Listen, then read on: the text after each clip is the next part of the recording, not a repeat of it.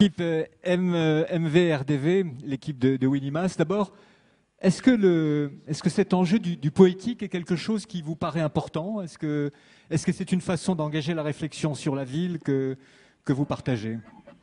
Je vais juste reprendre ce que disait Sylvia. Je suis très sensible à ce qu'elle a dit parce que, en fait, réenchanter la vie matérielle, comme disait Marguerite Duras, c'est quand même le rôle des architectes, des urbanistes et des gens qui travaillent sur la ville. Et je pense que c'est très très important de le faire en sachant que les humains ont une pulsion scopique, c'est-à-dire qu'ils adorent regarder, voir le prochain et voir de très belles choses. Or, aujourd'hui, il y a un déficit de beauté et de contact, que ce soit dans les grands ensembles ou dans le lotissement, on a ce déficit et on a l'idée que la vie quotidienne est un ennui extraordinaire. Et je pense que c'est notre rôle de lutter contre cet ennui. Mais s'il y avait une hiérarchie des importances pour vous, quelle serait-elle? Est-ce que c'est la question, et encore une fois une question grave et préoccupante, environnementale, qui conditionne le futur de la ville et de son organisation spatiale? Est-ce que c'est la question économique? Est-ce que c'est la question sociale? Ou est-ce qu'il est impossible, comme beaucoup le pensent d'ailleurs ce matin, de dissocier, de détricoter ces trois questions? Je crois que le plus important, c'est d'imaginer la prochaine étape. Et c'est vraiment une composition de 4 choses que vous dites.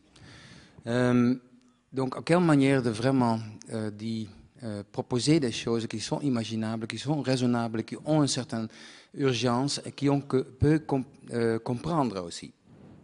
Et qui sont dans l'échelle de Grand Paris. Donc pas dans une échelle mignon, hein, ce mot très français ou très parisien, qui est peut-être trop beaucoup dans notre débat déjà. Et c'est pour ça, nous croyons que on doit avoir un clair agenda ensemble.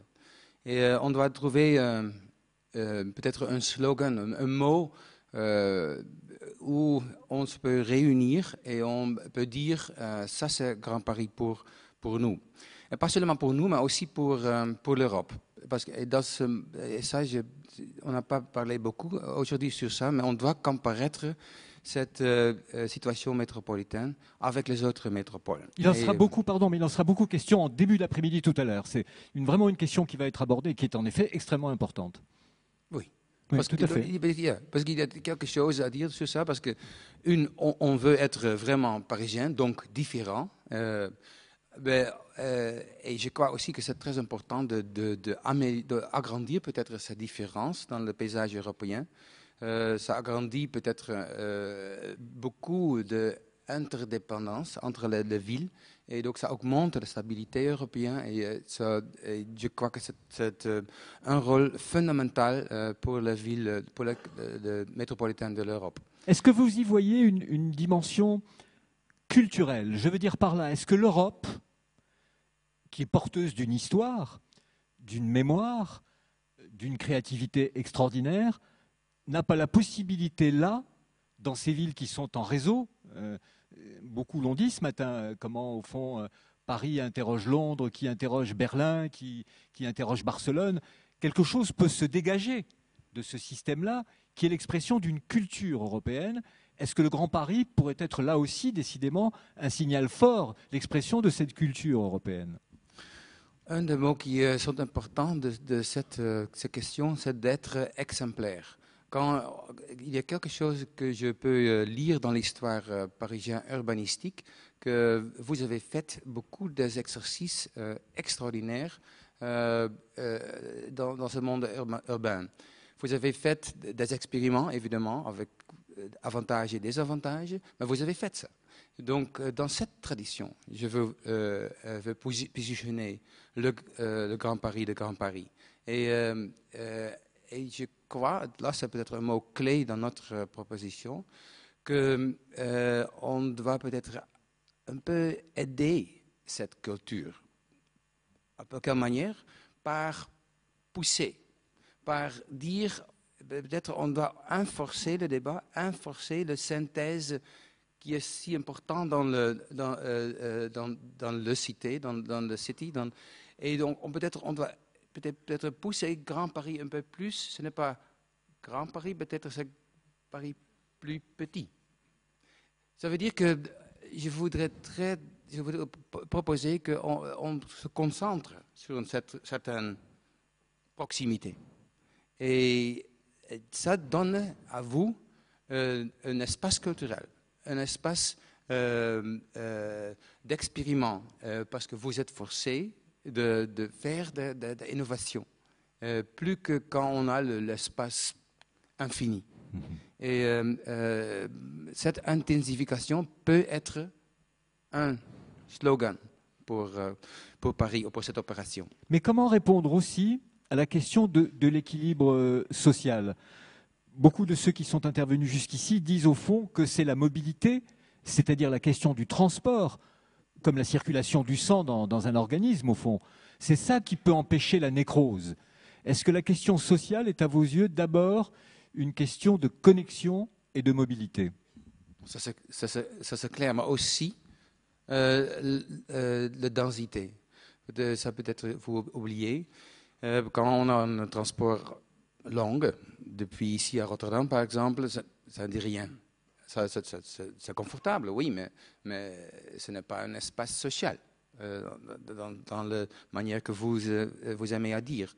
Donc là aussi, donc, cette cohérence peut être forcée, peut être agrandie, j'espère.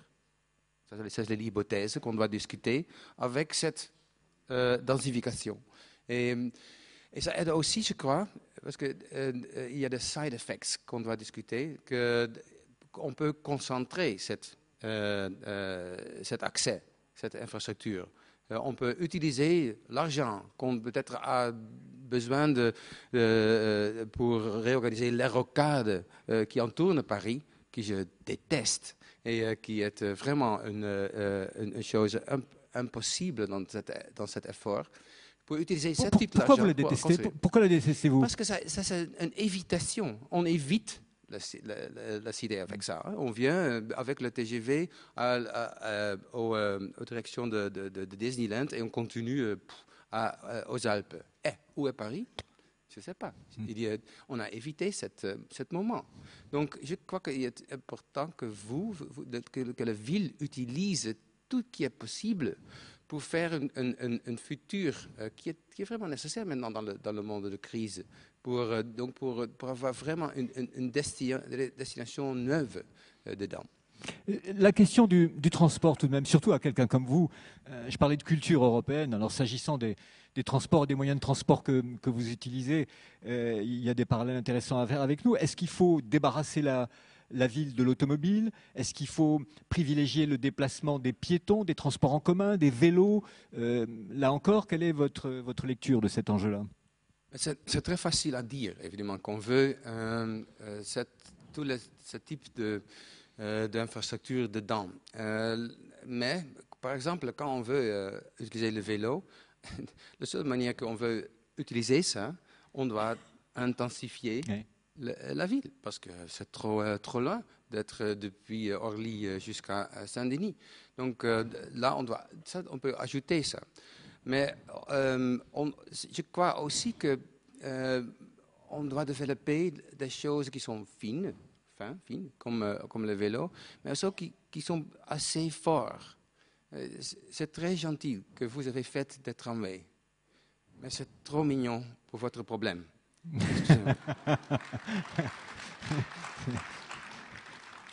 Voilà qui est...